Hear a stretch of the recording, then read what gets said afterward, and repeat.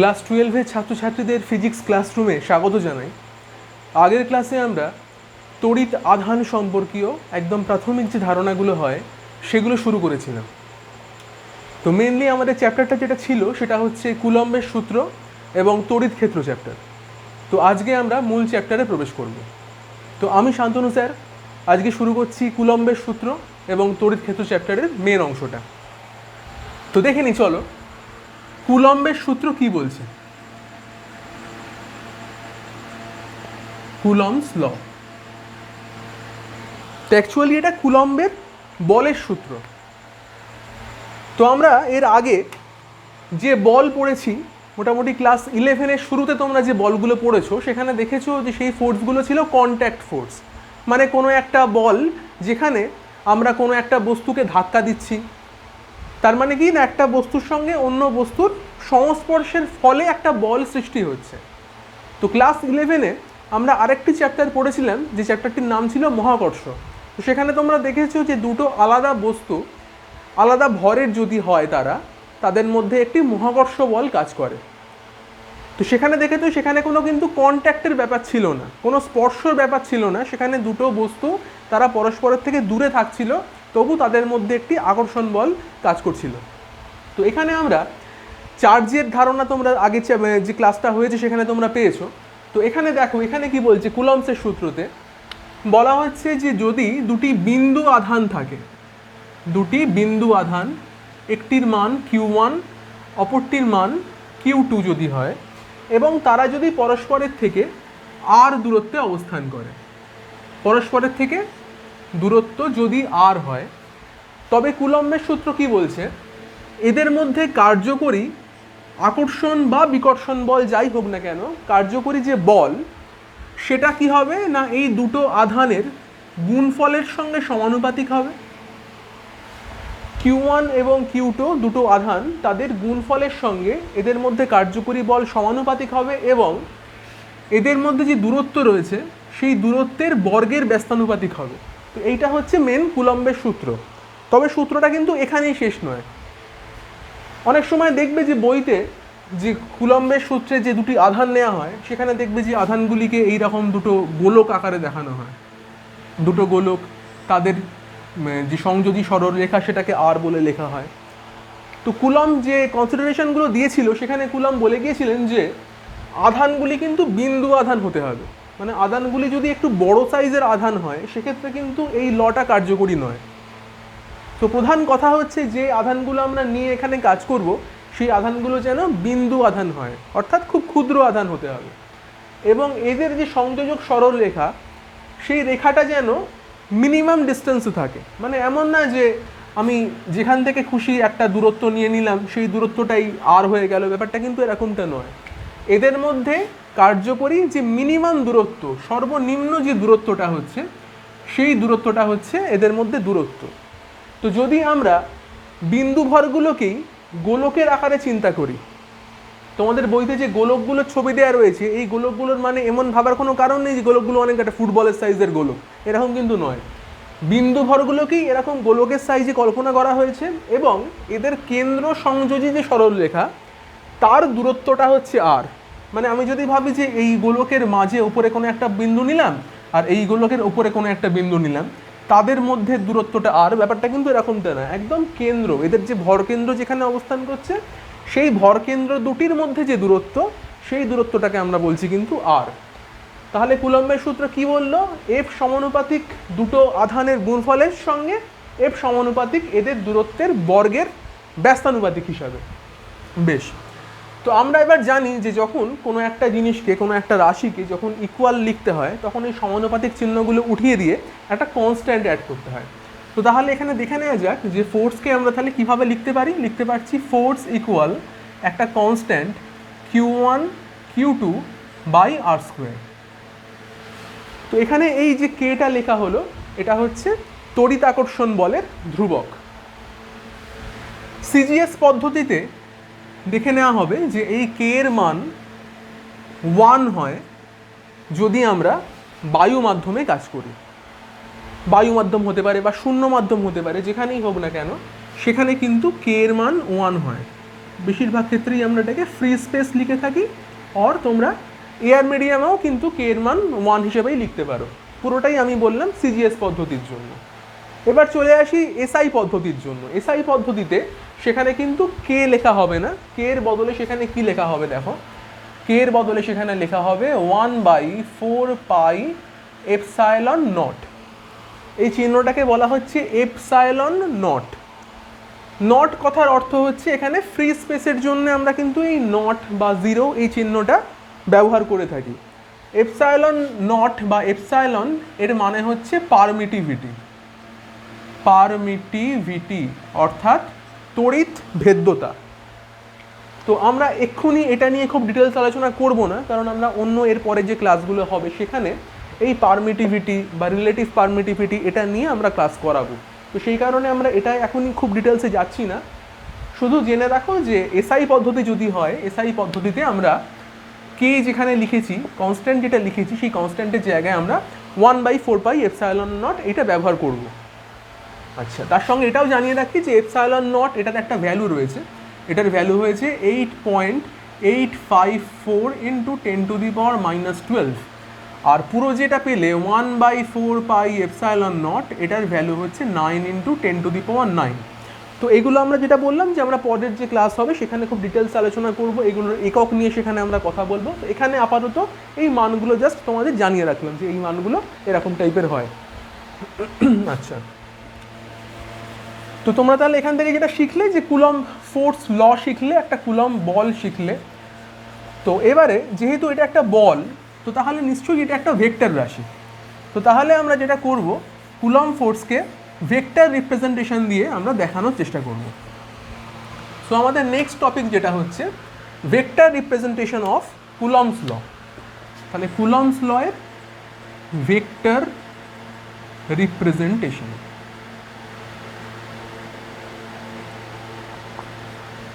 তো যেহেতু এটা ভেক্টর, ভেক্টরে আমরা কি জানি, ভেক্টরে কোনো একটা রাশির মান থাকে এবং দিক থাকে। তো তাহলে আমরা যদি দুটো আধানকে Q1 Q2 বলে লিখে রাখি এবং বলি তাদের মধ্যে যে দূরত্ব রয়েছে r, তো সেক্ষেত্রে আমরা একটু আগেই যেটা লিখলাম যে F ইকুয়াল লিখলাম K Q1 Q2/r²। তো এবারে চিন্তা করো যদি আমরা F এর মাথায় একটা ভেক্টর সাইন দিই, তার মানে কি এটা ভেক্টরে পরিণত হলো। কিন্তু এই যে রাশিটা আমরা লিখেছি এটা কিন্তু স্কেলার রাশি, অর্থাৎ শুধুমাত্র মান বোঝানো হচ্ছে, তো দিক তো বোঝানো হচ্ছে না। তো তাহলে দিক বোঝাতে হবে আমার। তো দিকটা তাহলে আমরা কিভাবে বোঝাবো? তো দিক বোঝাতে গেলে কি করতে হয়, আমাদের একটা একক ভেক্টর পাশে লিখে রাখতে হয়। আমরা জানি যে কোনো একটা ভেক্টর যখনই আমরা লিখবো, ধরো একটা এ ভেক্টর লিখেছি, কি করতে হবে, ভেক্টরটার মড মান লিখতে হবে, তার সঙ্গে সঙ্গে ভেক্টরটার দিক বোঝানোর জন্য আমরা একটা একক ভেক্টর এন ক্যাপকে লিখে রাখি এখানে। বা এটাও করতে পারো যে কোনো একটা একক ভেক্টর বোঝানো গেলে যেটা করতে হয়, মেইন যে ভেক্টরটা সেটা লিখতে হয়, বাই তার মড ভ্যালু দিয়ে সেটাকে ভাগ করে দিতে হয়। এই তো বিষয়টা। তো আমরা চেষ্টা করব যে কুলম্বস ল যেটা লিখেছি ফোর্স, সেটার একটা ভেক্টর ফর্মে যে এন ক্যাপ দিকটা, সেটা কিভাবে বোঝানো যায় সেটা আমরা দেখব। এবং তার সঙ্গে সঙ্গে এটাও দেখব যে এখানে যে ফোর্সটা কাজ করছে, এখানে Q1 Q2-র উপর একটা ফোর্স অ্যাপ্লাই করছে, একইভাবে Q2ও নিশ্চয়ই Q1-এর উপর একটা ফোর্স অ্যাপ্লাই করছে। তো আমরা কোনটাকে কিভাবে বোঝাবো, মানে Q1 কখন Q2-র উপরে ফোর্স অ্যাপ্লাই করছে, Q2 কখন Q1-এর উপরে ফোর্স অ্যাপ্লাই করছে, সেই ফোর্সগুলোকে আমরা কিভাবে বোঝাবো সেটাও কিন্তু এই ভেক্টর রিপ্রেজেন্টেশন দিয়ে আমরা বোঝানোর চেষ্টা করব। তো চলো দেখে নেওয়া যাক যে কীভাবে আমরা ভেক্টর রিপ্রেজেন্টেশন দিয়ে কুলম্বস লকে ব্যাখ্যা করতে পারি। যাই হোক, তো আমরা এখানে একটা 3D ফিগার এঁকে নিচ্ছি, 3D একটা কোঅর্ডিনেট আমরা আঁকছি। তো সবাই জানো এটা আমরা কনভেনশন ওয়াইজ এটাকে এক্স ধরি, এটাকে ওয়াই ধরি, এটাকে আমরা জেড ধরি, তাই তো। তো এবারে যদি আমরা ভাবি যে আমাদের আধানের দুটো অবস্থান রয়েছে, এটা ধরে নাও Q1 আধান, এটা ধরে নাও Q2 আধান, তাহলে Q1 এবং Q2 আধানের নিশ্চয়ই একটা অবস্থান ভেক্টর কিছু থাকবে। তো এইটা হচ্ছে আমাদের অরিজিন বা মূল বিন্দু যেটাকে তোমরা বলো। তাহলে ও থেকে Q1 যদি আমরা নিই, তার অবস্থান ভেক্টর কত, সেটাকে আমরা লিখতে পারছি R1 ভেক্টর দিয়ে। তেমনি ও থেকে Q2 যে ভেক্টরটা নিয়েছি তার যে অবস্থান ভেক্টর, তাকে আমরা লিখলাম R2 ভেক্টর দিয়ে। তাহলে Q1 থেকে Q2 দূরত্ব কত হওয়া উচিত, এই দূরত্বটা কত হওয়া উচিত? তো আমরা নাম দিচ্ছি কিছু, দেখো যে Q1টা যে অবস্থানে রয়েছে সেই অবস্থানের নাম দিলাম এ বিন্দু, Q2টা যেখানে রয়েছে সেই অবস্থানের নাম দিলাম বি বিন্দু, এই দুটো বিন্দু নাম দিয়ে নিচ্ছি। আর ও, তাহলে এখানে একটি দেখো ও এ বি এরকম একটা ত্রিভুজ তৈরি হয়েছে। তো আমরা ক্লাস 11-এ ভেক্টরের ত্রিভুজ সূত্র তো পড়েছি, তো সেখান থেকে তুমি দেখতে পাবে যে এখানে লেখা যায় যে যদি আমরা একটা অ্যারো দিয়ে ব্যাপারটাকে দেখি আর কি, যে ধরো এরকমভাবে আমরা একটা অ্যারো দিয়ে নিলাম, তো সেখানে আমরা লিখতেই পারি O A vector plus A B vector equal O B vector, এমন তো লেখা যায় ত্রিভুজ সূত্র অনুসারে। ও এ এবং এ বি এরা ক্রমানুসারে গৃহীত বাহু, আর ও বি হচ্ছে বিপরীত ক্রমে গৃহীত তৃতীয় বাহু। তো এখান থেকে আমরা ত্রিভুজ সূত্র অনুসারে ও এ plus A B equal O B লিখতেই পারি। তো এখান থেকে আমাদের বার করার কি দরকার? বার করার দরকার হচ্ছে Q1 থেকে Q2 দূরত্বটা কত, অর্থাৎ এ বি বার করতে হবে। তো এ বি ভেক্টর তাহলে কত পাচ্ছি এখান থেকে? এ বি ভেক্টর পাচ্ছি আমরা O B vector minus O A vector. তো ও বি ভেক্টরটা কী ছিল? ও বি ভেক্টর ছিল R2, তো এটাকে আমরা লিখে দিতে পারছি R2 ভেক্টর, আর ও এ ভেক্টরকে লিখতে পারছি কি R1 ভেক্টর। অর্থাৎ এ বি যেটা Q1 Q2 দূরত্ব, সেটাকে আমরা একটা ভেক্টর ফর্মে লিখে দিতে পারলাম। এইবারে দেখো যে আমরা যদি এবার Q1 এবং Q2-র মধ্যে কত বল কাজ করছে সেই বলটাকে লিখি, তাহলে যদি আমরা এভাবে লিখি যে F12, এইভাবে যদি আমরা বলটাকে প্রকাশ করি, এই 1-2 লেখার মানে কি? 1 নম্বর যে আধানটি ছিল অর্থাৎ Q1 আধান, সেটির দ্বারা Q2 অর্থাৎ 2 নম্বর যে আধানটি ছিল Q2 তার উপরে প্রযুক্ত বল। তো এখানে আমরা কি করছি জিনিসটা? এখানে করছি Q1 আধানের দ্বারা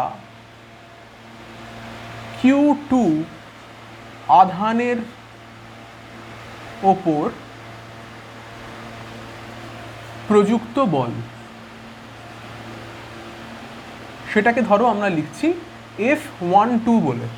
অর্থাৎ এখানে এই যে 1টা প্রথমে লিখলাম, এটা সিগনিফাই করে বাই, আর এটা সিগনিফাই করে অন, মানে কার দ্বারা কার উপরে বল প্রযুক্ত হচ্ছে সেটাকে আমরা কিন্তু এইরকম একটা ফর্মে লিখবো যে F12 মানে Q1 এর দ্বারা Q2 এর উপরে প্রযুক্ত বল, তাকে আমরা লিখছি F12।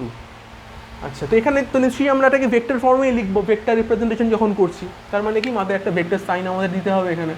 সেটা ইকুয়াল কি লিখবো? আমরা যে কনস্ট্যান্টটা লিখছিলাম কনস্ট্যান্ট লিখতে হবে Q1 Q2 বাই এদের মধ্যে যে দূরত্বটা কাজ করছে সেই দূরত্বটা স্কোয়ার লিখতে হবে। তো এদের মধ্যে যে দূরত্ব কাজ করতে কত, সেটা হচ্ছে আমার এ বি দূরত্ব কাজ করছে এদের মধ্যে। তো লিখতে হবে এ বি, বা এ বি না লিখে তুমি এ বির মানটা বসাতে পারো। এ বি ভেক্টর মানে R2 vector minus R1 vector, তো সেটাকে লিখে দিতে পারি R2 vector minus R1 vector. এবার এই জিনিসটা স্কোয়ার হয়ে গেছে। এবার দুটো ভেক্টরের যদি স্কোয়ার হয় মানে ডট গুণ হয়, তাহলে আমরা জানি কি সেটা স্কেলার হয়ে যায়। তো অর্থাৎ এই জিনিসটা তখন কিন্তু আর ভেক্টর ফর্মে থাকছে না। R2 মাইনাস R1 ভেক্টর তার যদি স্কোয়ার করি তাহলে সেটা কিন্তু স্কেলারই হয়ে যাবে, তাই জন্য আমরা মড স্কোয়ার বলে লিখে রেখেছি। তাহলে এটা কি পেলাম? এটা পেলাম শুধুমাত্র কুলম্বের সূত্র দিয়ে ফোর্সের যে মানটা হয় সেই মানটা শুধুমাত্র আমরা এখান থেকে লিখে রাখতে পারলাম। এবারে কি করতে হবে? এবারে দিকটা জানতে হবে যে কোন দিকে কাজ করছে বলটা। তো Q1 Q2-কে কী করবে? Q1 থেকে Q2-র দিকে তো বল প্রয়োগ করবে, কেননা ধরে নিয়েছি দুটোই প্লাস আধান। যদি একটা প্লাস একটা মাইনাস হতো, Q1 তাহলে Q2-কে নিজের দিকে টানতো, এখানে তা হচ্ছে না। এখানে Q1 Q2 same charge, Q1 কি চাইবে? Q2-কে বাইরের দিকে ঠেলে দিতে চাইবে, তাই জন্য বলটা কোন দিকে কাজ করছে? এ থেকে বি এর দিকে। তো তাহলে আমরা এখানে কি লিখতে পারি? দেখো এখানে আমরা লিখতে পারি এ বি ভেক্টর, এমন লিখতে পারি। অথবা এটাকে লেখা যায় এ বি ক্যাপ একক ভেক্টর দিয়ে। তো এই দুটো রিপ্রেজেন্টেশনই সম্ভব করা। তো এবারে এ বি ভেক্টর মানে কি পেয়েছি? R2 মাইনাস R1 ভেক্টর পেয়েছি। তো তাহলে আমরা এখানে কি লিখতে পারবো? R2 minus R1 vector. কিন্তু এখানে তো লিখতে হয় কি একক ভেক্টর লিখতে হয়, কারণ আমরা কি জানি একটা ভেক্টর যখন আমরা লিখি সেখানে কিভাবে লিখি? এই vector equal mod A N cap, এই তো লিখি। তাহলে এখানে আমাকে এন ক্যাপের ফর্মে লেখা উচিত, মানে এ বি ক্যাপ একক ভেক্টর ফর্মে লেখা উচিত। তো একক ভেক্টর মানে কি? A vector by mod A, মানে আমাকে যদি ক্যাপ ফর্মে লিখতে হয় সেটা মানে A vector by mod A, এরকম কিছু হচ্ছে। তো তাহলে এটাকে যদি আমরা এ বি ক্যাপ লিখতে চাই তো সেক্ষেত্রে আমাদের কীরকম লেখা উচিত? A B vector by A বির মড। তাহলে কী লিখবো জিনিসটা চলো দেখে নিই।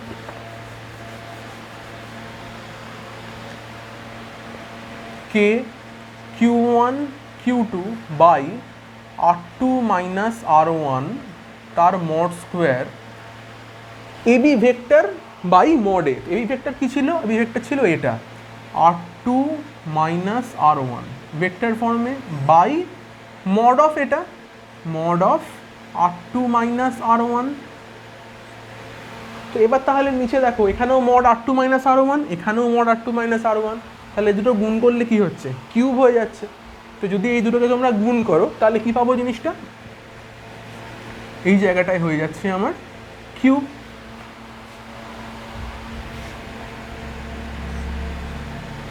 তাহলে এটা হচ্ছে আমাদের vector representation of Coulomb's law, যেখানে আমরা দেখাচ্ছি Q1 আধানের দ্বারা Q2 আধানের উপর প্রযুক্ত বল। বোঝা গেল আশা করি। একইভাবে যদি আমরা উল্টো ব্যাপারটা দেখাতে চাই, যে Q2 আধান Q1 আধানের উপর বল প্রয়োগ করছে, সেখানে কি হবে? সেখানে খালি এই 1 2 সাইনটা বদলে যাবে, এখানে 2 1 হয়ে যাবে। 2 এর দ্বারা 1 এর ওপর, Q2 এর দ্বারা Q1 এর ওপর, তাহলে এখানে 1 2 যেটা ছিল সেটা হয়ে যাচ্ছে কি 2 1 বাই 1 সেভাবে। আবার একইভাবে এখানে এবির দিক যেটা ছিল, মানে Q1 থেকে Q2 এর দিকে প্রযুক্ত বল হচ্ছিল, তো তাই জন্য আমরা এবি ভেক্টর লিখছিলাম। এবার যদি Q2 থেকে Q1 এর দিকে হয়, সেক্ষেত্রে ভেক্টরটা কোন দিকে কার্যকরী হবে? বি থেকে এর দিকে কার্যকরী হবে। তখন তাহলে এবি ভেক্টর আর থাকছে না, তখন হয়ে যাচ্ছে কি বি এ ভেক্টর হয়ে যাচ্ছে। আবার বি এ ভেক্টরটা কি? এবি ভেক্টরের নেগেটিভ, অর্থাৎ বি এ ভেক্টর কী হচ্ছে? বি এ ভেক্টর হয়ে যাবে R1 vector minus R2 vector. আমি যদি এই জিনিসটাকে নেগেটিভ করি তাহলে আমরা কী পাবো? R1 vector minus R2 vector পাবো। সেক্ষেত্রে আমরা বি এ ভেক্টরটা এরকম কিছু পাচ্ছি। তো সেক্ষেত্রে আমাদের এবির জায়গাতে আমরা বি এ লিখবো। বি এ লিখলে কি এখানটা R1 মাইনাস R2 হবে, এখানটাও R1 মাইনাস R2 হবে।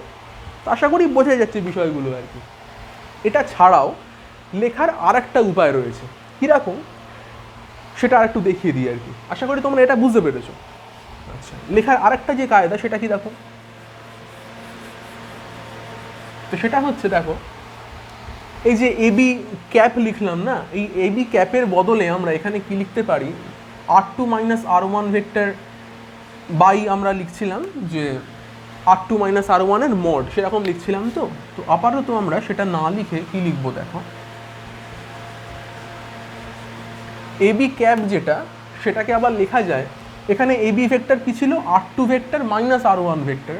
তো এই এবি ক্যাপকে আবার লেখা যায় R21 ক্যাপ, এরকম চিহ্ন দিয়েও লিখতে পারো। মানে F12 যদি হয় সেক্ষেত্রে তোমার কে Q1 Q2 by R2 minus R1 এর হোল স্কোয়ার বা মড স্কোয়ার R21 ক্যাপ, এরকম জিনিসটা হচ্ছে আর কি। মানে R2 মাইনাস R1 হলে আমরা লিখবো R21 ক্যাপ। যদি বি এ ভেক্টর হতো, বি এ ভেক্টর হলে কি করতাম? তাহলে R1 মাইনাস R2 হতো, তখন লিখতাম কিন্তু R12 ক্যাপ। সেটাও একটু করে দেখিয়ে দিই। এফ যদি 2 1 ভেক্টর ফর্মে হতো, 2 1 ভেক্টর মানে কি? Q2 আধানের দ্বারা Q1 আধানের উপর প্রযুক্ত বল, সেক্ষেত্রে কী করতাম? তখন করতাম কে Q1 Q2, এটা হয়ে যেত R1 মাইনাস R2। অবশ্য এটাকে চেঞ্জ না করলেও কিন্তু চলে, তার কারণ এটা তো স্কেলার রাশি। এটা যদি তুমি মানে মড স্কোয়ার করো, R2 মাইনাস R1 আছে, R1 মাইনাস R2 তো তাই, তো সেক্ষেত্রে কিন্তু তুমি এটা চেঞ্জ না করতেও পারো। তবু কনভেনশন ওয়াইজ চেঞ্জ করে রাখা ভালো, না করলেও কিছু যায় আসে না। আর এখানে কি হবে তখন? এখানে হয়ে যাবে তখন কিন্তু R12 ক্যাপ। তো তোমরা যদি একদম মানে পরীক্ষায় যখন লিখবে, মনে রাখার জন্য একটা জিনিস করতে পারো, যদি এখানে F21 হয়, খেয়াল করবে এখানে হয়ে যাচ্ছে R12, মানে এখানে যা করবে এখানে তার উল্টোটা দেবে, তাহলেই মোটামুটি কিন্তু ভেক্টর রিপ্রেজেন্টেশনটা তোমাদের কভার হয়ে যাবে। হলো?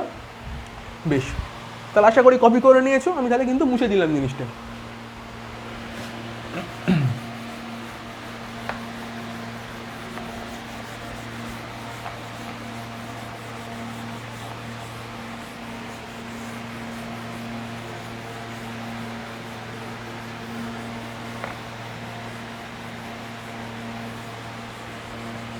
বেশ, তো আমরা একটা ছোট্ট অঙ্ক নিয়ে নিই, যে আমরা যে কুলম্বের সূত্র শিখলাম, তো সেই সূত্র দিয়ে আমরা কীরকম ধরনের অঙ্ক করতে পারি।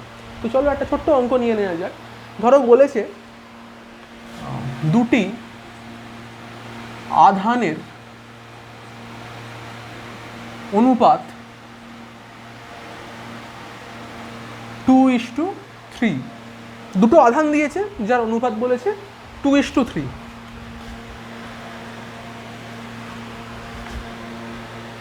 এদের মধ্যে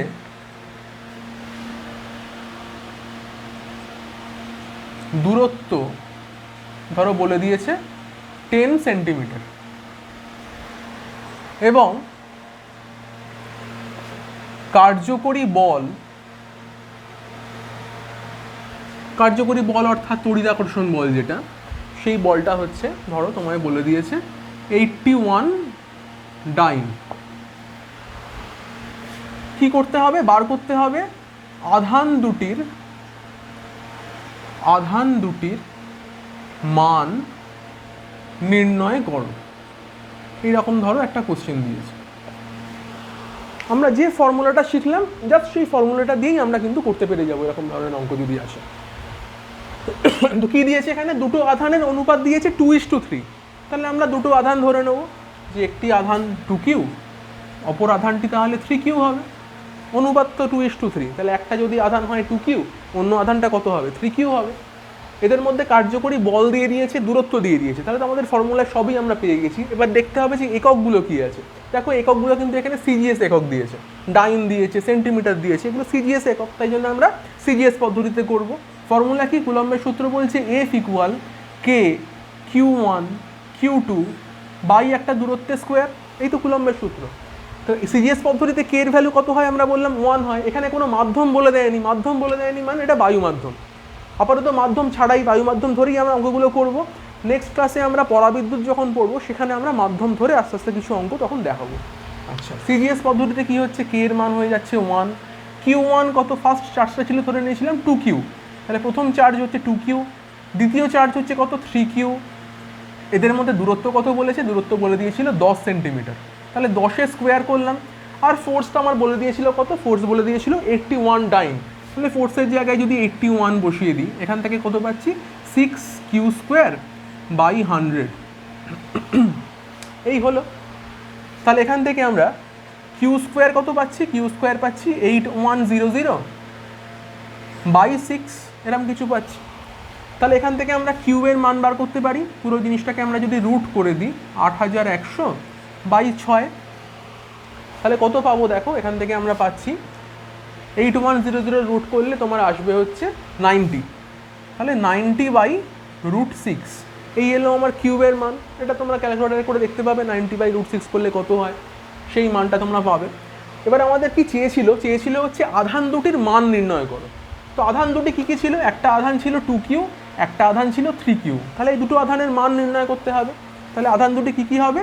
2 × 90/√6, এটা হচ্ছে প্রথম আধানের মান। দ্বিতীয় আধানের মান হচ্ছে 3 × 90/√6। তাহলে এইভাবে অঙ্কটা হয়ে গেল। আমরা দুটো আধানের মান বার করতে পারলাম, যেটা চেয়েছিল। খুব সিম্পল আর কি, একদম যা বলে দিয়েছি সব এখান থেকেই ফর্মুলা থেকে আমরা করে ফেলতে পারছি। তো যাই হোক, চলে যাচ্ছি পরের টপিকে।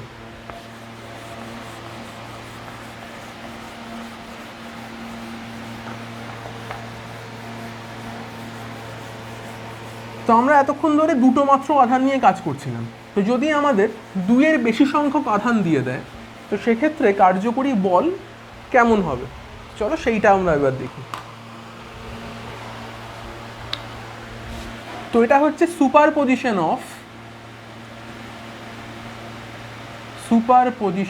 Of electrostatic forces.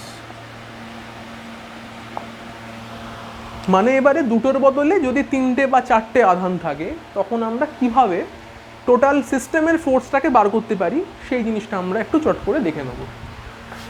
তো ধরে নাও এখানে আমি কয়েকটা আধান লিখছি, Q1 Q2 Q3 Q4, এইরকমভাবে কয়েকটা আধান রয়েছে, Q1 Q2 Q3 Q4, এরকম 4টে আধান ধরো একটা সিস্টেমে রয়েছে। আরও অনেক বেশি থাকতে পারে, আমি 4টে ধরে অঙ্কটা করছি আর কি। তো তাহলে টোটাল সিস্টেমে কার্যকরী বল আমরা কিভাবে বার করব? তো এখানে দেখতে পাবে যে প্রথমে কি হতে পারে, শুধুমাত্র যদি আমরা Q1 চার্জটাকে কনসিডার করি, তাহলে এই Q1 এর ওপরে Q2 বল দেবে, Q3 বল দেবে, Q4 বল দেবে। তাহলে শুধুমাত্র Q1 এর জন্য 3টে কার্যকরী বল আমরা দেখতে পাচ্ছি। একইভাবে যদি এরপরে আমরা Q2 আধানের জন্য ভাবি, Q2 আধানকেও এই বাকি 3টে আধান বল প্রয়োগ করবে। Q1 ও Q2কে বল দেবে, Q3 ও Q2কে কিছু বল প্রয়োগ করবে, Q4 ও Q2কে বল প্রয়োগ করবে। এইভাবে দেখা যাবে Q3 এর জন্যও হবে, Q4 এর জন্যও হবে। তো টোটাল বল প্রয়োগ তাহলে কীরকমভাবে কীভাবে পাচ্ছি আমরা না, 4টে আধানের জন্য যদি 3টে করে বল কার্যকরী হয় তো মোট 12খানা বল আমরা পাচ্ছি, এবং সেই 12খানা বলের ভেক্টর যোগফল কিন্তু আমাদের করতে হবে। মোট যে বল প্রতিটা আধানের উপর বাকি আধানগুলির দ্বারা যে বল প্রয়োগ হচ্ছে সেই বল প্রয়োগগুলোর ভেক্টর যোগফল আমরা যদি নিই, তো সেক্ষেত্রে আমরা কিন্তু টোটাল সিস্টেমের উপরে কত ফোর্স অ্যাপ্লাই হচ্ছে সেইটা বার করতে পারবো। তো এবারে যদি আমরা দেখো এভাবে যদি করি যে Q1 আধানের উপরে বাকি আধানগুলোর ফোর্স কত, তো এখানে কি করছি, Q1 আধানের ওপর প্রযুক্ত বল, সেই বলটা কত হচ্ছে Q1 আধানের উপর প্রযুক্ত বল, ধরো আমরা সেটাকে লিখলাম F1 বলে লিখছি ধরো।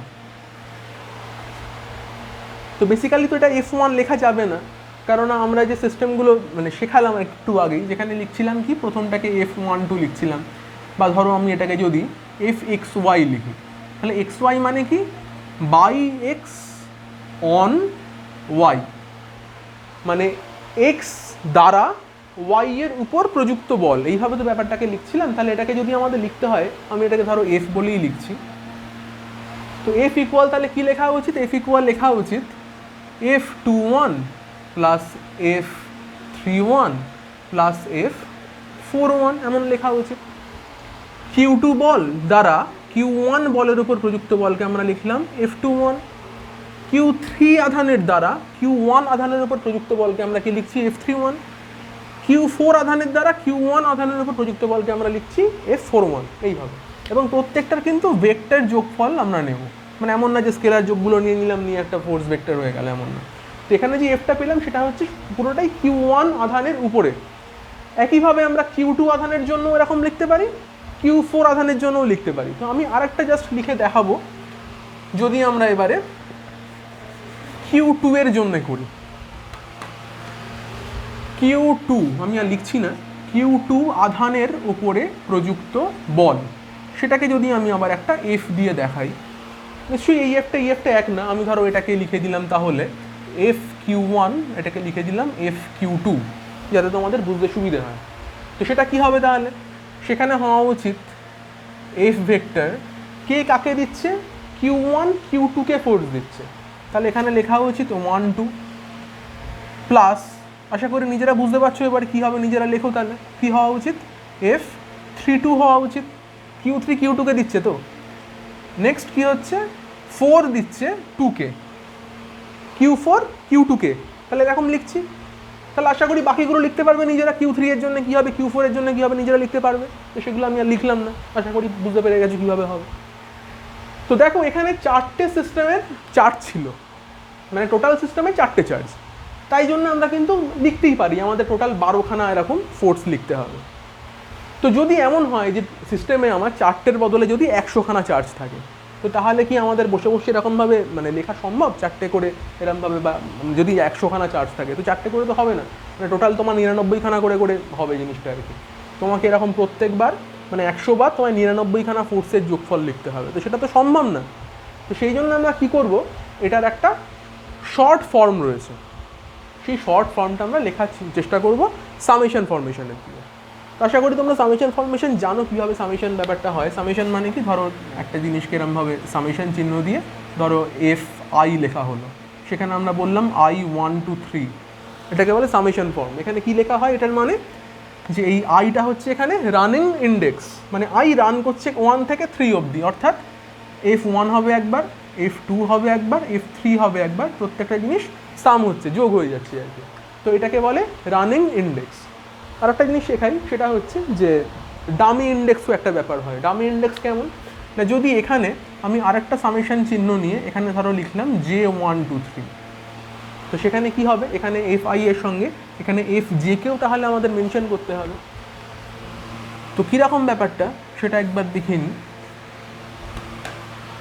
তো সেখানে কি হয়, প্রথমে আইটা এখানে ডামি ইন্ডেক্স হিসেবে ব্যবহার হবে এবং জেটা রানিং ইন্ডেক্স হিসেবে ব্যবহার হবে। কীরকম ডামি ইন্ডেক্স কী হবে দেখো, এখানে প্রথমে এফটা ওয়ানে ফিক্সড থাকলো, এটা হলো ডামি।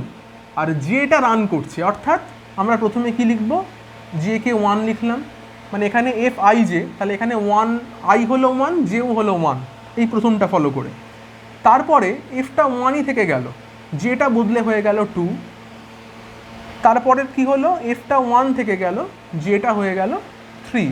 এবার যেই 1 থেকে 3 অবধি রান করে গেল, এবার ডামি ইন্ডেক্সে আইটা এবার চেঞ্জ হয়ে 1 থেকে 2 হবে। কীরকম, নেক্সট হচ্ছে এফ 2 হয়ে গেল। এবার যেহেতু যেটা কমপ্লিট করে গেছে, যে 1 2 3 হয়ে গেছে, কমপ্লিট করার পর আই 1ই ছিল, আই তো চেঞ্জ হয়নি, এবার আই চেঞ্জ হবে, চেঞ্জ হয়ে হচ্ছে আই হয়ে গেল 2।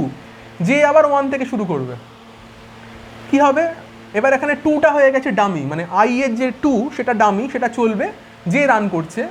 এফ কত, 2 2, নেক্সট হচ্ছে এফ 2 3, তাহলে যে 1 2 3 যেই কমপ্লিট করলো, এবার আবার আই এর যে লাস্ট টার্মটা, এখানে 3 নিয়েছি, অনেক বেশি কিছুও হতে পারে যদি এটা ইনফিনিটি অবধি চলে, তাহলে পরপর চলতেই থাকবে এরকম।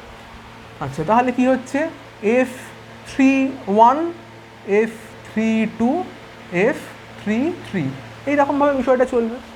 তাহলে এখানে যেগুলো লিখেছি দেখো, যদি আমরা এখানে এফ কিউ 1, এফ কিউ 2 এগুলো, বা এফ কিউ 3, এফ কিউ 4 চারটেকে যদি যোগ করতাম, তাহলে আমরা এরকম কিছু ফরমেশন পেতাম।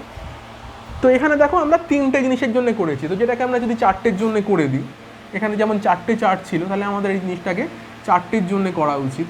তো যদি আমরা 4টের জন্য করি দেখো, তাহলে এখানে কি পাবো, এফ 4 1, এফ সরি এখানে তাহলে তো আমার আরেকটা করে ফোর্স নিতে হবে, যাই হোক, মানে ব্যাপারটা তুমি আশা করি বুঝতে পারছো আর কি। 3টে করেই দেখাচ্ছি, এখানে 3টে করেই দেখাই। ধরে নাও এখানে 3টে চার্জই রয়েছে আর কি, 4টে চার্জ নেই ধরে নাও, নাহলে অনেকটা বড় হয়ে যাবে ব্যাপারটা। আচ্ছা, তো যদি 3টে করেই থাকে, ব্যাপারটা বোঝার চেষ্টা করবো আর কি। তো এখানে কী হচ্ছে দেখো, এখানে F11, F12, F13 ব্যাপারটা রয়েছে আর কি, যেমন এখানেও রয়েছে আর কি। তো এখানে খেয়াল করে দেখতে পাবে যে F21, 31, 41, 1 2, 3 2, 4 2 এরকম রয়েছে, কিন্তু কোথাও কিন্তু F11 নেই, F22ও নেই, F33ও নেই, এরকম তুমি কোথাও পাবে না। মানে Q1 তো Q1-এর উপরে বল প্রয়োগ করতে পারবে না, বা Q2 নিজেই Q2-এর উপর তো বল প্রয়োগ করতে পারবে না, সে কী করবে, অন্য আধানের উপর বল প্রয়োগ করবে। কিন্তু এখানে যদি আমি জিনিসটাকে এরমভাবে লিখি, তো এখানে দেখো তুমি কিন্তু F11 পেয়ে গেছো, এখানে তুমি F22 পেয়ে গেছো। তো তাহলে কিন্তু বিষয়টা এখানে শেষ হলো না, তাহলে আমাকে এই F11কে ক্যান্সেল করতে হবে, F22কে ক্যান্সেল করতে হবে, F33কে ক্যান্সেল করতে হবে। আদারওয়াইজ বাকি টার্মগুলো কিন্তু আমরা পাচ্ছি, যেমন F12 এটা তুমি এখানে পেয়ে গেছো, F13 এটা তুমি যদি মানে এতে করো আর কি, মানে 1 3 রাজ্যের জন্য যদি করো, তখন তোমরা পাবে। যেমন ধরো F21 এটা আমি এখানে পেয়ে গেছি, মানে তুমি যদি প্রত্যেকটা টার্ম লেখো, তাহলে কিন্তু জিনিসগুলো পেয়ে যাবে আশা করি আর কি। তো তাহলে দেখো যে F11, F22, F33কে আমাদের বাদ দিতে হবে। তাহলে বাদ দেওয়ার জন্য তাহলে আমাদের এই সামেশনটাকে কীভাবে লেখা উচিত, সেখানে আমরা কি করব, এখানে করে দেবো আই নট ইকুয়াল জে, এইরকম ব্যাপারটাকে মেনশন করে দেবো। তো আই নট ইকুয়াল জে যদি করেছি, তাহলে কি হবে দেখো, যেখানে যেখানে আই আর জে ইকুয়াল হচ্ছে, সেগুলো তাহলে ক্যান্সেল হয়ে যাবে। আই যেন কখনোই জে এর সমান না হয়, তাহলে এই জিনিসটা ভ্যালিড। তাহলে F11, F22, F33, বা যদি আমি ইন্ডেক্সগুলোকে 4 অবধি বাড়াই, সেখানে F44 এগুলো ক্যান্সেল হয়ে যাবে।